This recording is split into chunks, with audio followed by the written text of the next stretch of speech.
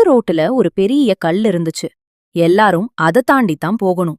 பல வருஷமா யாராவது இந்த கல்லை எடுங்கடான்னு முனகிட்டே இருந்தாங்க. யாரும் கை வைக்கல.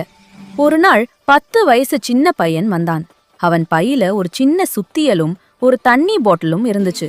அவன் கல்லு மேல ஏறி உட்கார்ந்து ஒரு இடத்துல தண்ணீரை ஊத்த ஆரம்பிச்சான். பிறகு சுத்தியலால அதே இடத்துல டக் டக் டக்குன்னு அடிக்க ஆரம்பிச்சான். பாக்குறவங்கெல்லாம் சிரிச்சாங்க.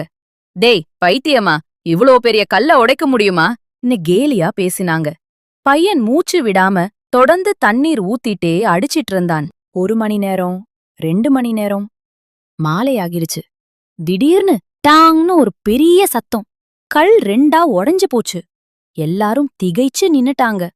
பையன் எழுந்து சிரிச்சுக்கிட்டே சொன்னான், நான் கல்ல உடைக்கல, தண்ணி தொடர்ந்து ஒரே இடத்துல விழுந்து கல்ல மெதுவா பலவீனப்படுத்துச்சு. அதனாலதான் கல் இலகுவா உடைஞ்சுது என்றான்.